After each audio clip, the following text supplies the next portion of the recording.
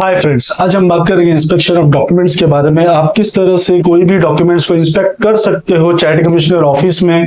कोई भी ट्रस्ट का मैटर अगर वहां पे चल रहा है और या फिर वो डिस्पोज ऑफ हो चुका है या पेंडिंग है या किसी भी अथॉरिटी के पास है,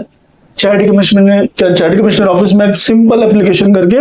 इंस्पेक्शन ऑफ डॉक्यूमेंट्स कर सकते हो। इंस्पेक्शन ऑफ डॉक्यूमेंट्स करने के लिए आपको एक एप्लीकेशन करना जरूरी है जिसमें आपका पूरा नाम, address, contact number, email ID और charity commissioner, joint charity commissioner, assistant charity commissioner, इस तरह से स्पेसिफाई करके वहां का एड्रेस जो इस समय करंटली प्रभा देवी मुंबई में है, वो एड्रेस डालकर आप स्पेसिफाई करने के बाद सब्जेक्ट में application for the inspection of documents of so and so trust and PTR number of so and सो, इस तरह से आप एप्लीकेशन करके उसमें जो आपको डिटेल्स की जरूरत है उसके अंदर आए आपका नाम of the trustee of so and so trust और उसी के साथ I request to permit me for the inspection of the documents of so and so trust along with schedule 1 change reports, audit reports or any inquiry reports if there is a pending, any scheme application if there is a pending. So I need to inspect that all documents of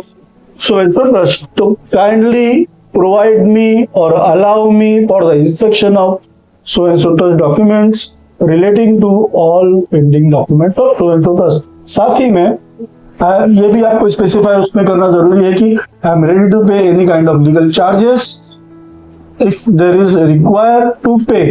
क्योंकि as per rule 22A of Maharashtra public trust rules 1951 आपको you have to pay legal charges for it, और जिसके वजह से वो pay करने के बाद ही the assistant charity commissioner will provide you or allow you for the inspection. That is totally depend on assistant charity commissioner. Plus आप ये देखोगे कि उसके ऊपर ऑर्डर होना बहुत जरूरी है। Charity commissioner, joint charity commissioner, assistant charity commissioner, जिस किसी के पास आपने एप्लीकेशन किया हुआ है वहां से आपके एप्लीकेशन के ऊपर प्रॉपर ऑर्डर होके आता है, उसके बाद ही आप पेमेंट कर सकते हो और